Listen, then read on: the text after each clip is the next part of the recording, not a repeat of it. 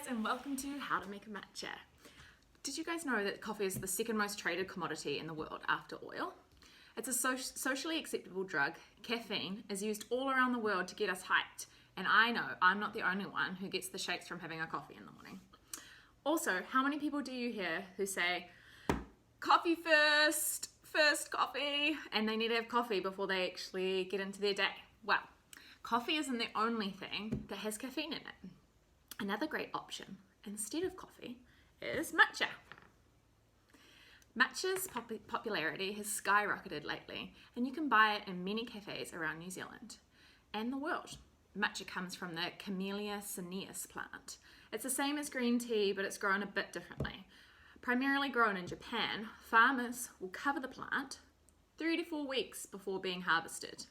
This increases the chlorophyll in the plant, and it's because it's not in the direct sunlight. This means that the nutrient profile and amino acid content is boosted. There's way more caffeine in it compared to green tea. Once harvested, stems and veins are removed, and it is ground up into a really fine, bright green powder.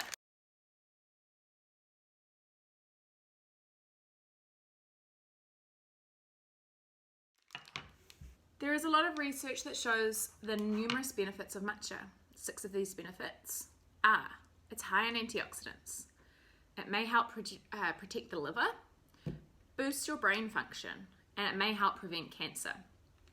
Also might promote heart health, and best of all, it's really easy to prepare.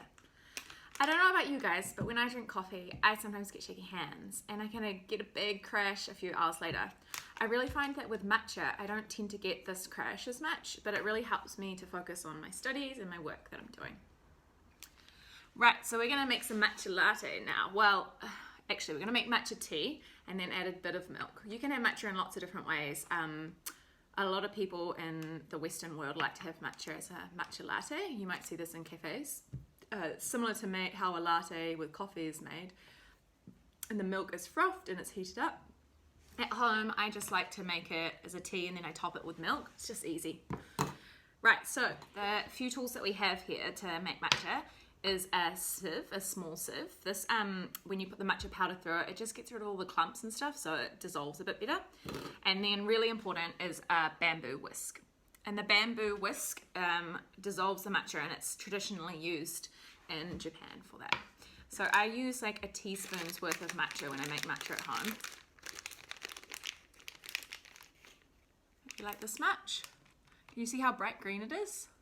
It's really great. I put it in and I sieve it through the sieve into my cup.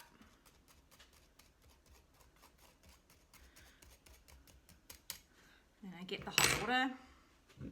Now I've had this drug sitting out, it's been boiled and it's maybe been sitting out for a couple of minutes. I just like it that way so it doesn't burn the matcha. And I pour a little bit of hot water in, not too much, just a tiny little bit, and then you want to whisk it as fast as you can with your hand.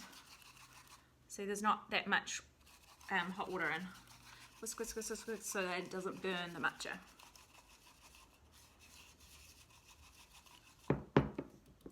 Right, and then I'm going to top it up with more hot water.